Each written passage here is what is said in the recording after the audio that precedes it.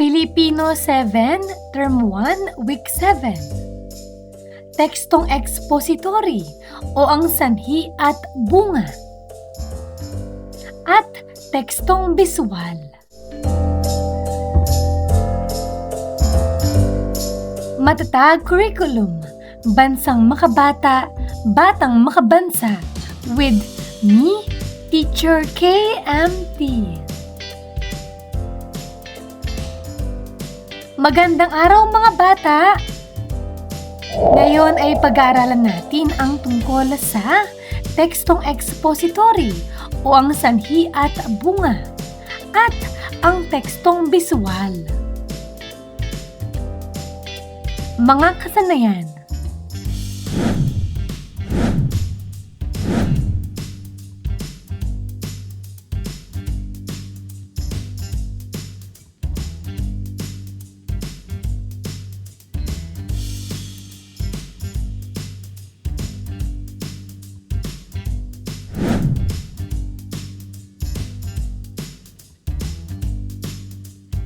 Kaugnay na paksa bilang isa, tekstong expository o ang sanhi at bunga. Maikling balik-aral. Panoorin ang video kung paano magluto ng sunny side up egg.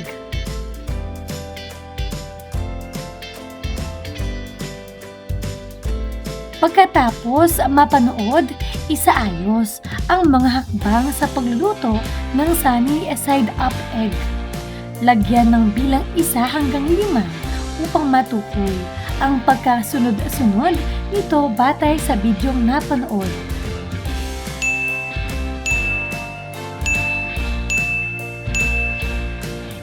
Basahin at sagutin.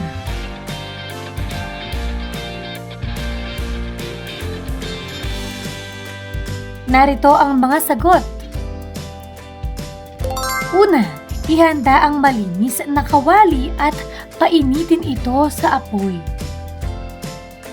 Pangalawa, maglagay ng mantika sa kawali at siguraduhin tama lang ang init nito. Pangatlo, kumuha ng itlog at biyakin ito sa isang bowl bago ilagay sa kawali. Pang-apat, lagyan ng kaunting asin ang itlog habang niluluto. Pang-5, hanguin ang itlog mula sa kalan pagkatapos nitong maluto. Ang pagbuo ng teksto na may sanhi at bunga ay mahalaga upang maipakita ang koneksyon ng mga pangyayari at kung paano ito nagdudulot ng mga epekto. Maaaring simulan ang teksto sa pagsasauri o paglalarawan ng sanhi ng isang tiyak na pangyayari. Ito ay naglalayong ipakilala sa mga mambabasa kung ano ang naging simula ng mga epekto. Narito ang pangunahing istruktura ng isang teksto na may sanhi at bunga. Una, sanhi. Pagpapaliwanag ng pangyayari. Ipaliwanag ng detalyado ang sanhi ng pangyayari o sitwasyon. Ito ay ang ugat ng mga epekto. Pangalawa, bunga. Paglalahad ng epekto. Ipakita ang mga resulta o epekto ng nasabing sanhi. Maaring ito ay positibo o negatibo na epekto. Pangatlo, sanhi. Paglagom ng mga kadahilanan. Maaring magbigay pa ng mga detalye ukol sa mga kadahilanan ng sanhi upang mas maunawaan ng mambabasa ang koneksyon nito sa mga epekto. Pang-apat, bunga. Pagsusuri sa malalim na epekto. ipinakikita ang mas detalyadong pagsusuri sa mga epekto, kung paano ito nakaaapekto sa iba't ibang aspeto ng buhay o lipunan. Panglima, sanhi.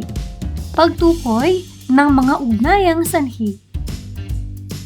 Maaring ito'y pagtukoy sa iba't ibang ugnayan ng sanhi na nagdudulot ng mga pangyayari o kaganapan. Pang-anim, bunga. Pagsusuri sa pangmatagalang epekto. Inilalahad ang pangmatagalang epekto ng pangyayari. Ipinakikita kung paano ito nag-aambag sa pang-araw-araw na buhay o kinabukasan. Maikling pagsusulit. Basahin ang kwento at sagutin ang mga sumusunod na tanong. Ang pamagat ng kwento ay sobrang paggamit ng social media. Isinulat ni Amy A. Wuani. Sa pagunlad ng teknolohiya, lalong lumalakas ang paggamit ng mga social media platforms tulad ng Facebook, Instagram at Twitter. Ang mga tao ay naglalaan ng mahabang oras sa pag-scroll at pag-like sa mga online na aktibidad.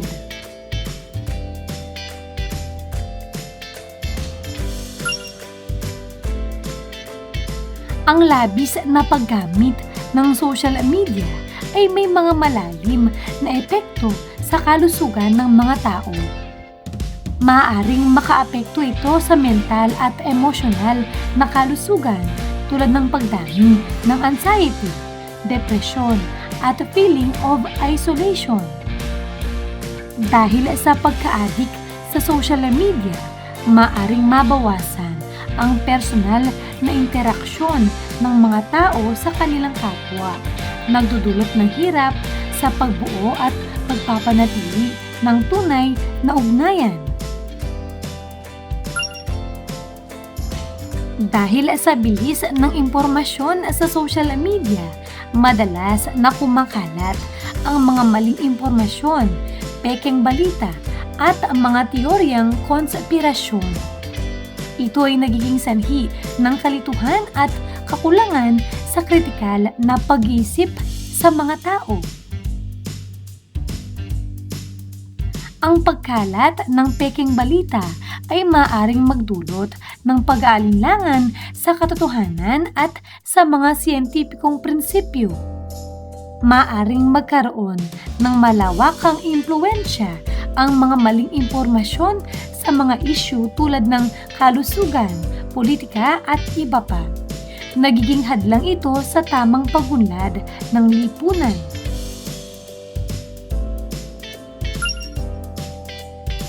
Sa kabila ng mga positibong aspeto ng social media, mahalagang magkaroon ng tamang balanse sa paggamit nito upang maiwasan ang mga negatibong epekto nito sa kalusugan, ugnayan ng mga tao at pagtanggap ng wastong impormasyon.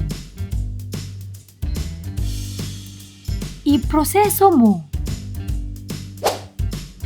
Basahin at sagutin. Ano ang paksa ng akdang binasa? Ano ang dahilan ng pagkalat ng hindi totoong balita o fake news? Magbigay ng mga epekto ng paggamit ng social media at ito ay patunayan. Ano ang dapat gawin upang maiwasan ang negatibong epekto ng social media sa buhay ng tao? Gawain. Paano to? Gamit ang grapikong fishbone? Isulat ang sanhi at bunga sa tekstong sobrang paggamit ng social media.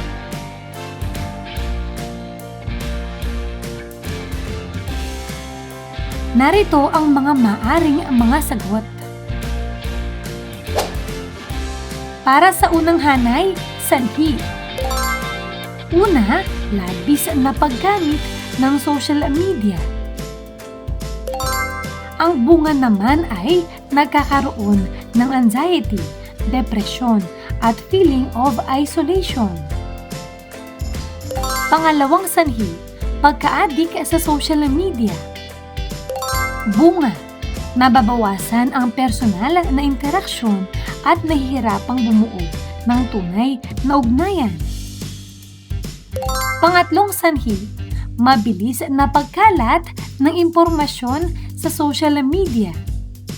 Bunga, nagdudulot ng kalituhan at pag-aalinlangan sa katotohanan. Kaugnay na paksa bilang 2, tekstong biswal.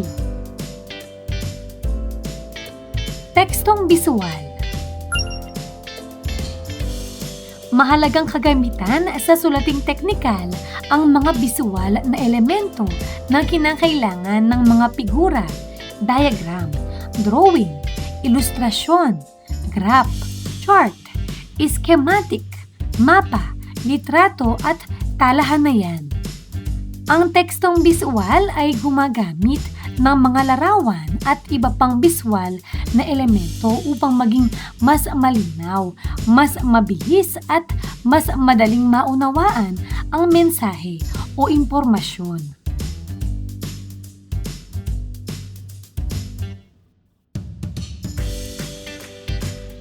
Kahalagahan ng tekstong biswal. Mas madaling maunawaan ang impormasyon. Nakatawag pansin sa mga mambabasa. Mas mabilis na naipapahayag ang mensahe. Nakakatulong sa pagkatuto at pag-alala ng mahalagang impormasyon. Maikling pagsusulit. Paano to? Ilahad ang ibig sabihin ng mga larawan pagkatapos tukuyin ang sanhi at bunga nito sa pagsagot sa mga tanong. Isulat ang sagot sa sagutang papel.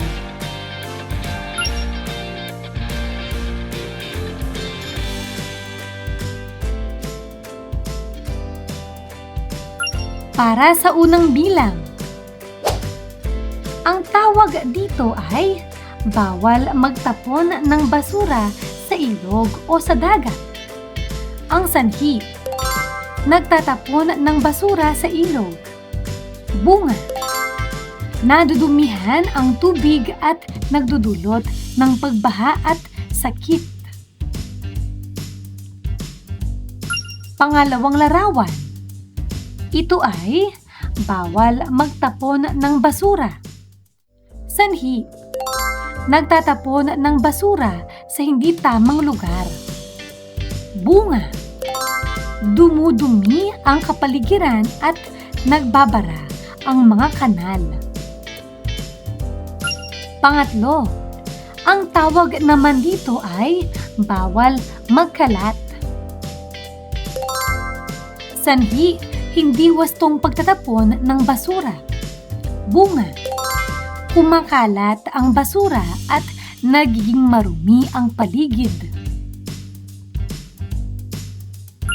Pang-apat, ang larawang ito ay pwedeng mga hulugang huwag kumain gamit ang maruming kamay. Sanhi, pagkain gamit ang maruming kamay.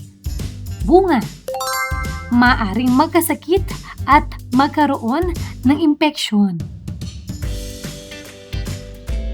Panglima, ito ay nangangahulugang bawal umihi sa mga pampublikong lugar. Sanhi, pag-ihi sa pampublikong lugar.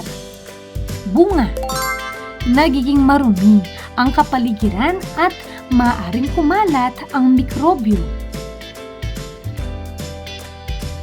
Para sa kasunod na pagsusulit. Paano to? Basahin ang pangusap. Isulat kung ang may salungguhit ay sanhi o bunga. Una, umulan ng malakas kaya nagbaha sa aming lugar. Pangalawa, nagkaroon ng baha dahil barado ang kanal. Pangatlo, Nagtanim si Ben ng gulay kaya marami siyang naani. Pang-apat, dahil hindi nag-aral si Ana, mababa ang kanyang marka. Pang-lima, nagkasakit si Carlo dahil palagi siyang nagpupuyat. Pang-anim, naglinis ng bakuran si Lito kaya naging malinis ang paligid.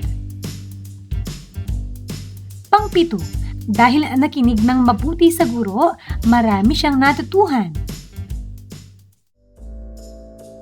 Pang-walo, naglaro si Mia sa ulan kaya nagkasipon siya.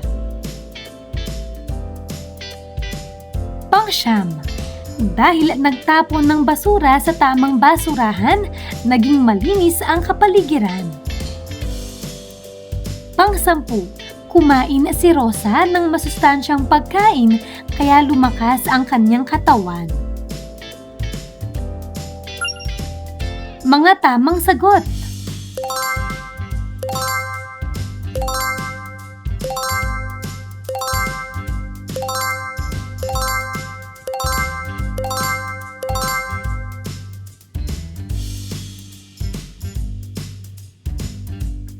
Mahusay! Ano ang mga natutuhan mo sa araw na ito? Ngayong araw na ito, natutuhan ko ang tungkol sa tekstong expository o ang sanhi at bunga at ang tekstong bisual. Maraming salamat sa pakikinig. Sana ay may natutuhan kayo. Huwag niyong kalimutan, pindutin ang like, share at subscribe.